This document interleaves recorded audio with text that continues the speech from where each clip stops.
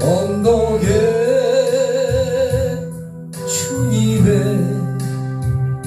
십자가 그 피로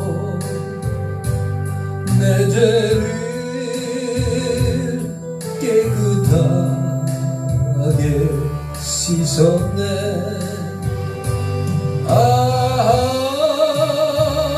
생명의 꽃 피었네. 열매 맺었네. 나는 다시 태어났네. 그 이름 생명나무라. 절망과 고통의 세상이 헤매일 때 예수님 꿈으로 나를 인도하셨네.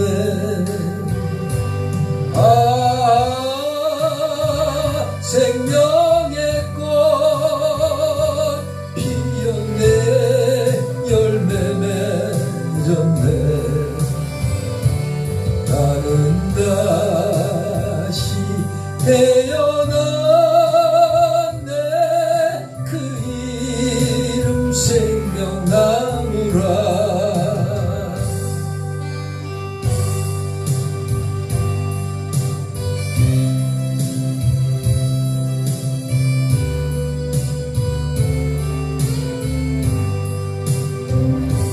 지나온 인생길 부끄러움 뿐이지만 주님의 은혜로 감사만이 넘치네.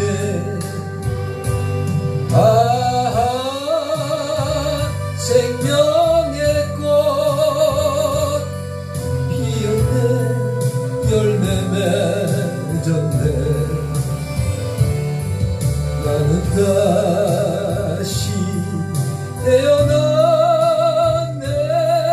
그 이름 생명나무라. 나는 다시 태어났네. 생명나무라.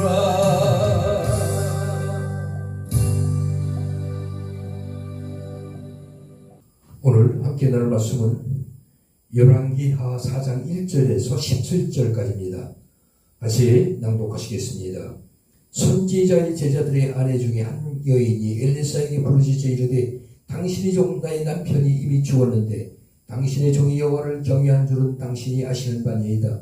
이제 빚준 사람이 와서 나의 두 아이를 데려가 그의 종을 삼고자 하나이다 하니 엘리사가 그에게 이르되 내가 너를 위하여 어떻게 하랴? 네 집에 무엇이 있는지 내게 말하라. 그가 이르되 계집종의 집에 기름 한 그릇 외에는 아무것도 없나이다 하니 이르되 너는 밖에 나가서 모든 이웃에게 그릇을 빌리라. 빈 그릇을 빌리되 조금 빌리지 말고 너는 내 두 아들과 함께 들어가서 문을 닫고 그 모든 그릇에 기름을 부어서 차는 대로 옮겨 놓으라 하니라. 이 여인이 물러가서 그의 두 아들과 함께 문을 닫은 후에 그들은 그릇을 그에게로 가져오고 그는 부었더니 그릇에다 찬지라. 여인이 아들에게 이르되 또 그릇을 내게로 가져오라 하니 아들이 이르되 다른 그릇이 없나이다 하니 기름이 곧 그쳤더라. 그 여인이 하나님의 사람에게 나아가서 말하니 그가 이르되 너는 가서 기름을 팔아 빚을 갚고 남은 것으로 너와 내 두 아들의 생활하라 하였더라. 하루는 엘리사가 수넴에 이르렀거니 거기에 한 귀한 여인이 그를 간곤하여 음식을 먹게 하였으므로 엘리사가 그곳을 지날 때마다 음식을 먹으러 거리로 들어갔더라. 여인이 그의 남편에게 이르되 항상 우리를 지나가는 이 사람은 하나님의 거룩한 사람인 줄을 내가 아노니 청하건대 우리가 그를 위해 작은 방을 담에 만들고 침상과 책상과 의자와 촛대를 두사이다. 그가 우리에게 이르면 거기에 머물리이다 하였더라. 하루는 엘리사가 거기에 이르러 그 방에 들어가 누웠더니 자기 사환 게하시에게 이르되 이 수렘 여인을 불러오라 하니 곧 여인을 부르매 여인이 그 앞에 선지라. 엘리사가 자기 사환에게 이르되 너는 그에게 이르라. 내가 이같이 우리를 위하여 세심한 배려를 하는도다. 내가 너를 위하여 무엇을 하랴? 왕에게나 사령관에게 무슨 구할 것이 있느냐 하니 여인이 이르되 나는 내 백성 중에 거주하나이다 하니라. 엘리사가 이르되 그러면 그를 위하여 무엇을 하여야 할까 하니 게하시가 대답하되 참으로 이 여인은 아들이 없고 그 남편은 늙었나이다 하니 이르되 다시 부르라 하여 부르매 이 여인이 문에 서니라. 엘리사가 이르되 한 해가 지나 이때쯤에 네가 아들을 안으리라 하니 여인이 이르되 아니로소이다. 내 주 하나님이 하나님의 사람이여 당신의 계집종을 속이지 마옵소서 하니라.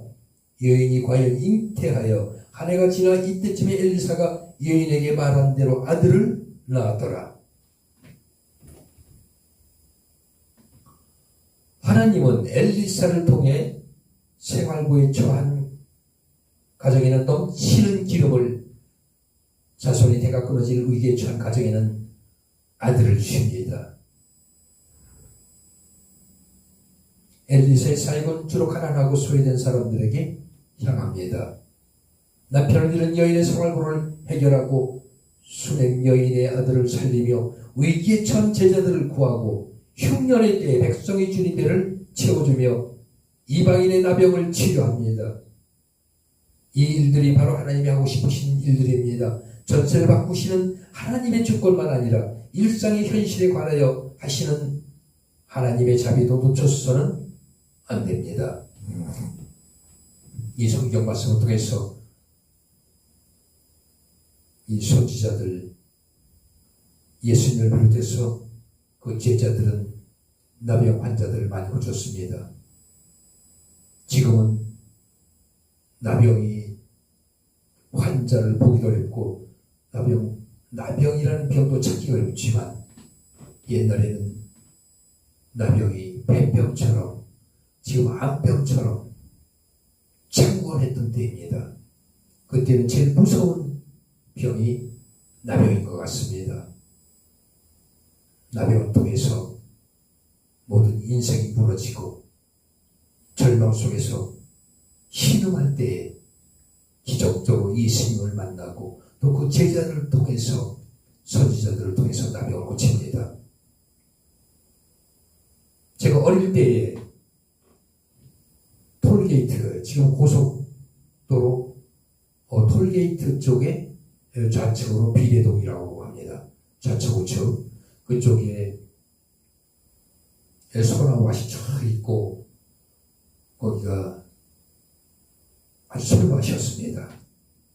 나무가 촘촘히 박혀있는 그런 아주 음침한 곳이었는데 지금은 개발이 돼서 아파트가 들어서고 또 고속도로가 생기고 그 입구에 또 톨게이트가 생겨서 고속도로의 진로가 됐습니다. 그래서 완전히 180도 아니라 360도로 그 지역이 바뀌었습니다. 그때 제가 어릴 때에 그 동네를 지날 때는 나병 환자들을 굉장히 저주하고 또 사람처럼 취급질했습니다. 그러니까 우리같이 멀쩡한 사람들은 나병 환자들을 알기를 완전 벌레만도 못하게 이렇게 취급하던 것을 지금도 생각이 납니다. 그들은 살이 썩고 뼈가 웅그러져서 이 사람인지 짐승인지 뭐 이렇게 모를 정도로 아주 험악하고 징그럽게 고름이 흐르고 그런 상태였습니다. 사람들은 아예 보기만 해도 멸시하며 경멸하며 그 가까이 곁에 가지 않았습니다. 그래서 그들은 고통과 아픔 속에서 멸시와 저주를 받으며 한 세상을 살아간 것 같습니다. 그때를 생각할 때에 아마 그때처럼 그 나병 환자들의 아픔을 우리는 성경을 통해서 다시 한번 느낄 수가 있습니다. 여인에게 기름 한 그릇밖에 없는 상황을 확인한 엘리사는 이웃으로부터 그릇을 최대한 빌리고 두 아들과 함께 집에 들어가 문을 닫고 빌려온 그릇에 기름을 채우라고 지시합니다. 순종의 결과는 놀라웠습니다. 모든 빚을 갚고 두 아들과 생활할 수 있을 만큼 충만히 채워졌습니다. 내가 얼마나 많이 가졌는지가 아니라 얼마나 고지고대로 순종했는지가 중요했습니다. 언제나 살리는 것은 나의 소유가 아니라 하나님께 순종하는 것입니다. 하나님 것을 원하시는 것입니다. 우리의 순종, 뻣뻣하게 머리 쳐들고 나야 하는 것보다 무릎 꿇고 머리 숙이며 주님, 저를 용서하소서. 저는 부족한 죄입니다. 이렇게 순종하며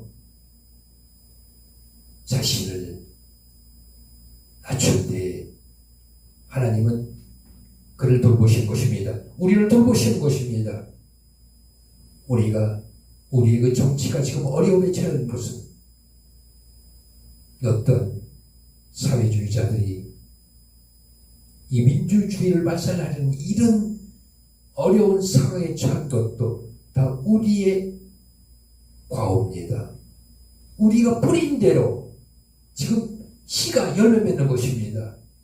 빨리 갈아엎고 새로운 씨, 민주주의의 씨를 뿌려서 다시 아름다운 민주주의의 꽃이 필 수 있도록 우리 모든 국민이 합력하여 기도하며 나아갈 때 우리를 하나님이 이기게 하신 것입니다. 승리하게 하신 것입니다. 엘리사는 수냄 여인의 호의와 세심한 배려를 통해 채용을 받습니다. 여인은 엘리사가 하나님을 사랑을 알아보았고 없는 것에 애달지 않고 있는 것으로 애써 섬겼습니다. 자족할 줄 모르고 자손마저 잃어버린 탐욕의 시대에 우리는 무엇에 애달고 무엇에 애쓰고 있습니까? 엘리사는 자식을 잃을 위기에 있는 여인에게는 기름이 넘치는 기적으로, 자식이 없는 수냄 여인에게는 아들을 낳는 기적으로 채워주십니다. 바알이 자손의 번성과 미래를 보장한다고 믿는 시대에 남편 없는 집에 가난한 절망과 자식이 없는 집에 암담한 미래를 희망으로 바꿔주신 분은 바알이 아니라 하나님이셨습니다. 그렇습니다. 누가 우리를 위해서, 우리의 삶을 위해서, 우리의 영생을 위해서 돕겠습니까?